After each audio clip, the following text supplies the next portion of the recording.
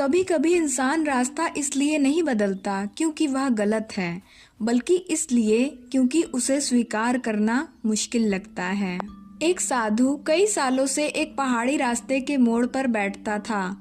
वह जगह ऐसी थी जहां दो रास्ते अलग अलग दिशाओं में जाते थे, लेकिन अजीब बात यह थी कि ज्यादातर लोग एक ही रास्ता चुनते थे, हालांकि वह रास्ता लंबा और थकाने वाला था। साधु यह सब रोज देखता था।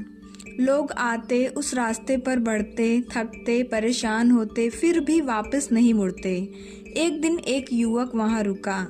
वह आधे रास्ते तक जाकर वापस लौट आया। उसके चेहरे पर गुस्सा नहीं था, बस शर्म थी। उसने बताया कि आगे रास्ता बहुत मुश्किल है, लेकिन वापस मुड़ते हुए डर लगता है कि लोग क्या कहेंगे। इस पर साधु ने कुछ नहीं कहा। वह उठा और दूसरे रास्ते की ओर चला गया, जिसे बहुत कम लोग चुनते थे। थोड़ी दूर चलने के बाद वह साधु रुक गया। जमीन पर पत्थरों की एक सीधी लकीर खींच दी।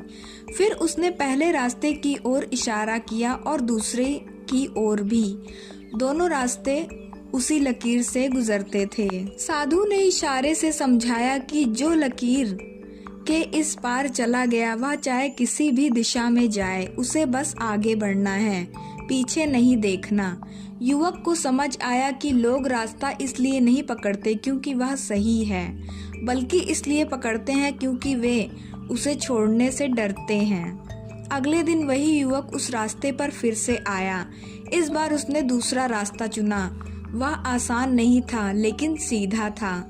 कुछ दिनों बाद साधु वहां नहीं दिखा। लोग कहते थे कि वह कहीं और चला गया या किसी नए मोड़ पर जाकर बैठ गया होगा। तो दोस्तों, हमें इस कहानी से यह सीख मिलती है कि गलती को छोड़ना हार नहीं, बल्कि गलती पर खड़े रहना ही असली हार है।